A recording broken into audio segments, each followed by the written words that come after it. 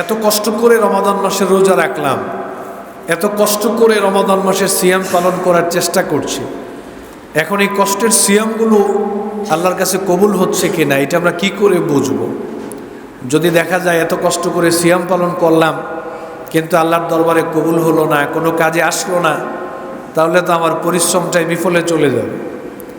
তা আমি বললাম যে ভাই, সুন্দর একটা কথা বলেছেন, 100% নিশ্চিত, যেহেতু আমাদের কাছে এখন ওয়াহি আসে না, নবী রাসূল আল্লাহর পক্ষ থেকে জমিনে কেউ নাই যে নিশ্চিত করে বলে দিতে পারবে অমুক ব্যক্তির সিয়াম আল্লাহর কাছে কবুল হয়েছে। এইমাত্র আল্লাহ তাআলা জিবরাইল আলাইহিস সালাতু ওয়াস সালামের মাধ্যমে ওহী পাঠিয়েছেন যে হ্যাঁ, আব্দুর রহমানের সিয়াম আল্লাহর কাছে কবুল হয়েছে, সিফাত হাসানের সিয়াম আল্লাহর কাছে কবুল হয়েছে, আয়েশা বেগমের সিয়াম আল্লাহর কাছে কবুল হয়েছে। এরকম কোনো সিস্টেম পৃথিবীতে চালু নাই। তবে কিছু আলামত রয়েছে, বোঝা যায়, আপনি বুঝতে পারবেন, আপনার দিল সাক্ষ্য দেবে, আপনি সেটাকে অনুভব করতে পারবেন। আমি অনুভব করতে পারবো যে আসলে আমার সিয়ামগুলো কাজে আসতেছে কিনা, কবুল হচ্ছে কিনা। যেমন ছোট্ট একটা উপমা দিলে বুঝতে পারবেন। সেটা হলো, ধরুন একটা জংয়ে পড়া, মানে কালো আবরণ পড়ে গেছে, জং পড়ে গেছে লোহার উপরে, অনেক দিন আপনি লোহা ফেলে রেখে দিয়েছেন, এটার উপরে আবরণ পড়ে গেছে, জং পড়ে গেছে।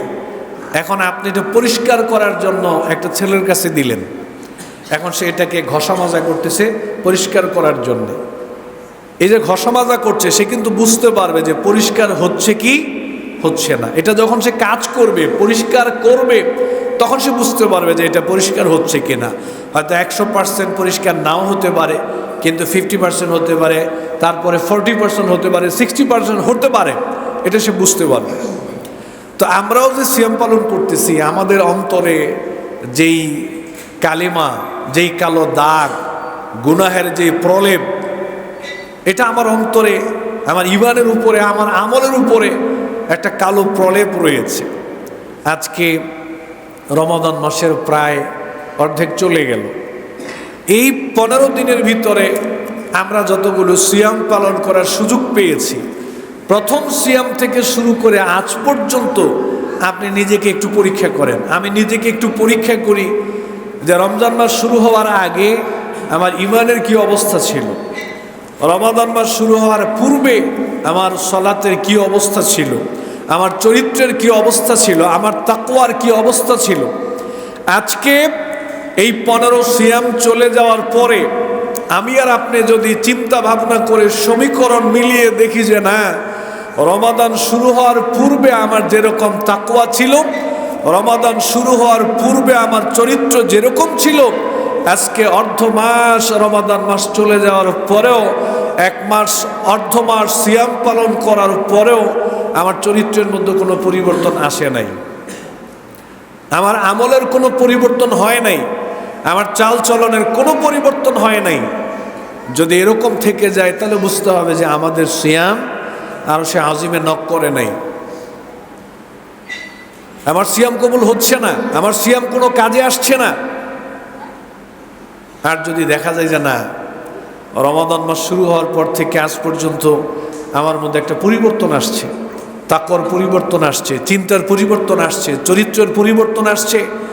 আগে নামাজ পড়তে ভালো লাগতো না, এখন পড়তে ভালো লাগে।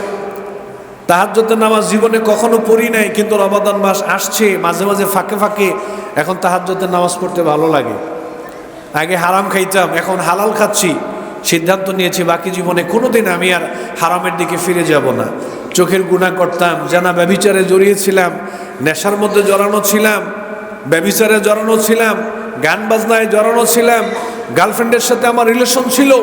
কিন্তু রমাদান মাস আসার পরে আমার জীবনে একটা ব্যাপক পরিবর্তন এসেছে, আমার চরিত্রের আমলি পরিবর্তন, চারিত্রিক দিক থেকে আমার মধ্যে একটা পরিবর্তন আসছে এই সিয়ামের মাধ্যমে। তাহলে বুঝবেন আপনার সিয়াম আল্লাহর দরবারে কবুল হচ্ছে, এটা বোঝা যায়।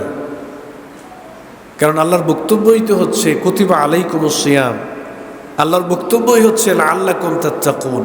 সিয়াম দেওয়ার মানেই হচ্ছে তোমার জীবনে একটা পরিবর্তন আসবে, তাকওয়ার পরিবর্তন হবে, তোমার চরিত্রের পরিবর্তন হবে, তোমার আমলি পরিবর্তন হবে, চিন্তার পরিবর্তন হবে। তাহলে সিয়াম পালন করার মাধ্যমে যদি আমার জীবনে একটা ব্যাপক পরিবর্তন ঘটে, আমলি পরিবর্তন, চারিত্রিক পরিবর্তন, তাহলে আমি আর একটু বুঝবো যে হ্যাঁ, আমাদের সিয়াম আল্লাহর কাছে কবুল হচ্ছে, এই সিয়াম কাজে আসবে, এই সিয়াম আমাকে জান্নাতে নিয়ে যাবে। আর যদি এরকম হয়, কষ্ট করে রোজাও রাখলাম, আবার আমি আগের মতোই আমার জীবন, আগের মতোই আমার চরিত্র, আগের মতোই আমার চাল চলন, তাহলে বোঝা যাবে এই কষ্ট করে যে সিয়াম রাখতেছি এটা আল্লাহর দরবারে কবুল হচ্ছে না। অতএব